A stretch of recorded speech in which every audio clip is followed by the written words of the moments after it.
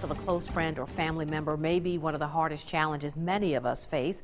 But during a time of stress and grief, local funeral homes are using technology now to help families. Our Victoria Bailey spent the day learning how. She joins us in the studio with more on that. Victoria.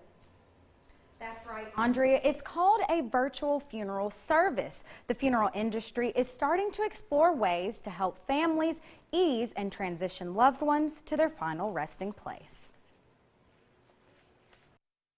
If you've ever lost a loved one, you know one of the first things you feel is overwhelmed.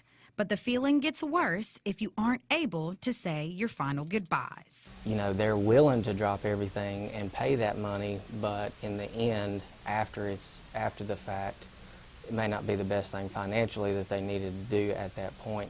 For families miles and time zones away, that decision can be heartbreaking. But Benchmark Funeral Home owner Desi Clinton Robson says that's where technology steps in. Live streaming of the service allows them to be wherever they want to be in the country, United States.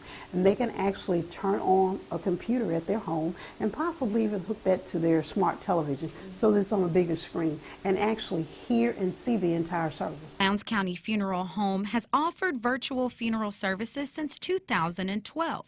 And Director Caleb Pounder says they added it because it can be one less burden on a grieving family. We had a family that was going to have to drop everything, fly from California to here, and it was a husband and a wife and 3 kids, and that's 5 plane tickets. So that is very expensive, especially last minute. Clinton Robson says a family should never be faced with the decision of whether or not to say their final goodbyes to their loved ones for any reason. So that individuals who are not able to actually commute or transport to, but family members who are in the military, who have families all over the country, they may want to use those services, or a family member who has a new job, who cannot take off to come in for several days of service, or better still, that family member can, but they're for them and it's not financially feasible. So they pay a small fee and they do the live streaming the day of the service.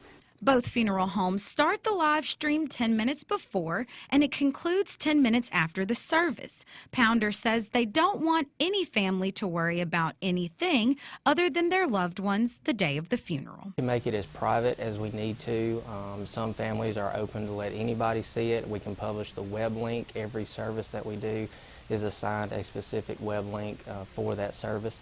So we can publish it, make it public, or we can make it as private and just give it to the family. We can password protect it so that no one else can get in to view it.